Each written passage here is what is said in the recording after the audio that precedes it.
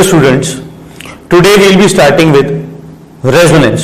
Electronic displacement effects पढ़ रहे थे, इंडक्टिव इफेक्ट और इंडक्टिव इफेक्ट की कुछ एप्लीकेशन डिस्कस करी थी। आज स्टार्ट करेंगे सेकंड इफेक्ट अपना,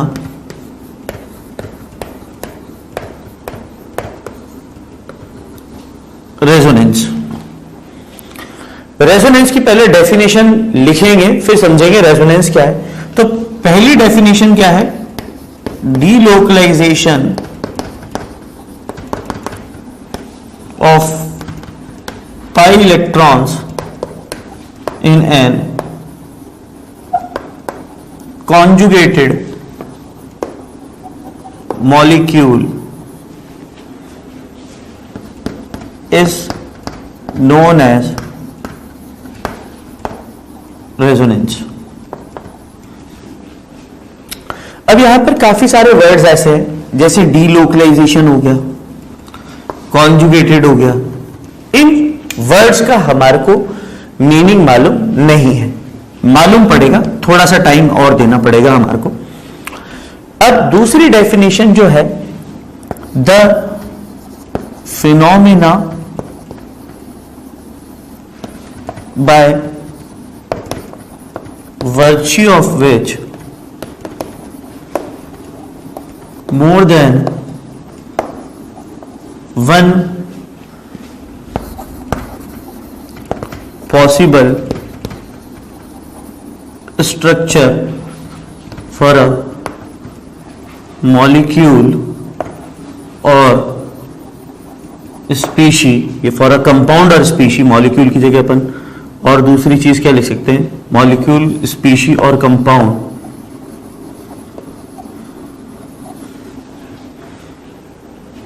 The phenomena by virtue of which more than one possible structure for a molecule, species or compound is possible can be written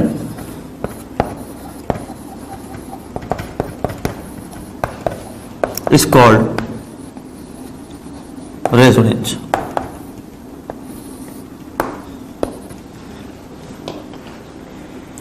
ऐसा phenomena जिस फिनोमिना के द्वारा एक या एक से ज्यादा स्ट्रक्चर किसी एक कंपाउंड के लिए लिखा जा सके या स्पीशी के लिए लिखे जा सके, ये दूसरी अपने पास डेफिनेशन है। इस दूसरी डेफिनेशन का पॉइंट जो है, रेजोनेंस इज अ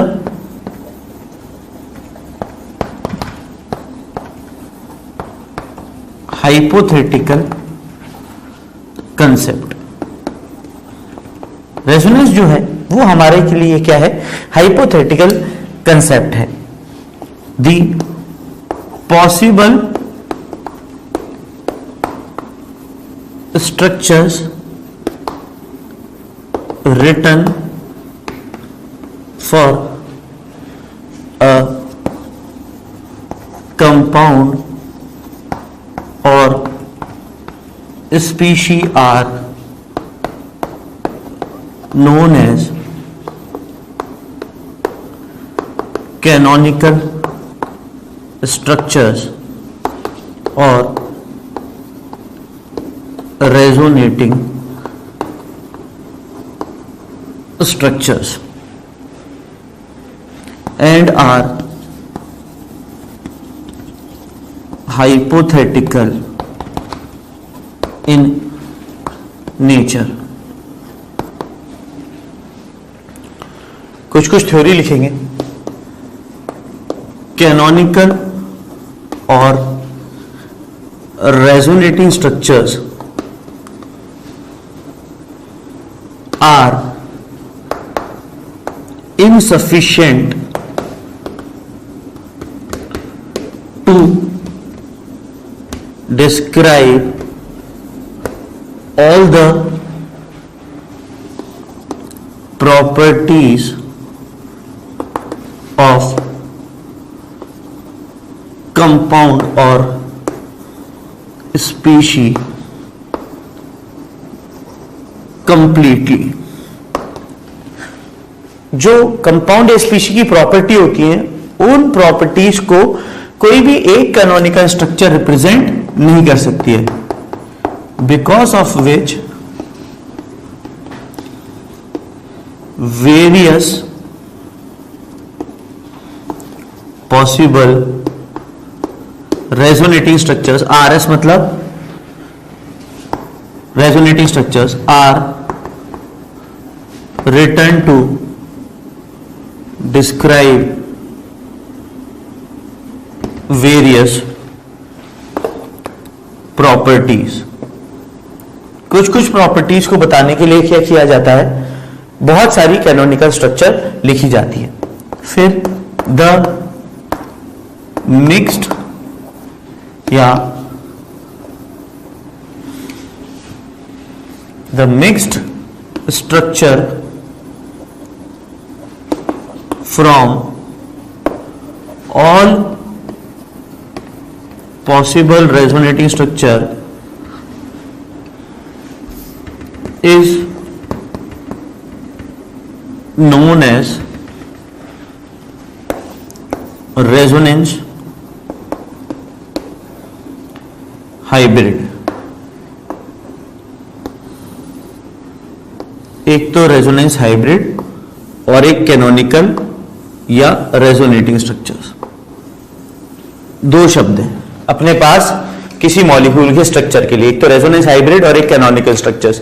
बहुत सारे स्ट्रक्चर जो छोटी छोटी प्रॉपर्टीज को डिफाइन कर रहे हो वो क्या कहलाएंगे, अपने कैनोनिकल स्ट्रक्चर्स, और उन सभी का मिक्स्ड स्ट्रक्चर क्या कहलाता है, resonance hybrid, which explains all the properties of the compound or species to maximum extent and is assumed to be the real structure for compound or species।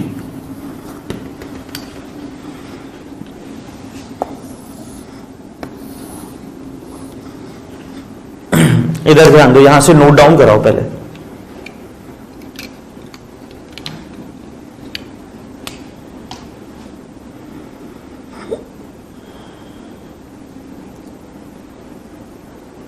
ये तो हो गई थ्योरेटिकल बात।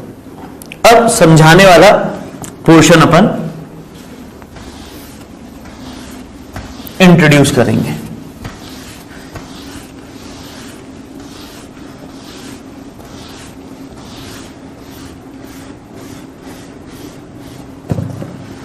अब देखो समझाने वाले पॉइंट को कैसे समझा रहा हूं मैं आपको। जैसे सबसे पहले अपन ने डीलोकलाइजेशन ऑफ पाई इलेक्ट्रॉन्स बताया।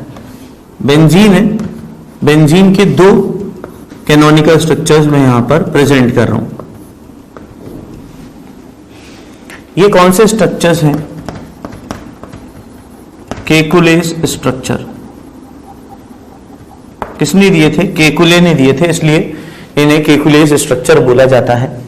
क्या है ये, कैनोनिकल या फिर रेजोनेटिंग स्ट्रक्चर्स ऑफ बेंजीन। फिर एक रेजोनेंस हाइब्रिड है, बेंजीन रिंग, बीच में एक रिंग, इस रिंग को क्या बोला जाता है, रॉबिन्सन रिंग। रॉबिन्सन नाम के साइंटिस्ट ने दी थी, इसलिए इसे रॉबिन्सन रिंग बोला जाता है। और इस स्पीशी को क्या बोल रहे हैं अपन, रेजोनेंस हाइब्रिड ऑफ बेंजीन। अब सबसे पहले localized set of pi electrons. Localized set of pi electrons कौन सा होता है, the electrons shared by one atom. जब इलेक्ट्रॉन एक एटम शेयर करे तो उसे बोलते हैं लोकलाइज्ड सेट ऑफ इलेक्ट्रॉन। फिर है हमारे लिए delocalised pi electrons. Delocalised location fix नहीं है। डीलोकलाइज का मतलब क्या है? The electrons shared bye more than one atom. ये बहुत खास बात है, लोकलाइज्ड इलेक्ट्रॉन और डीलोकलाइज्ड इलेक्ट्रॉन। अब यहां पर बात करूं तो नंबरिंग कर दूं 1 2 3 4 5 6 1 2 3 4 5 6।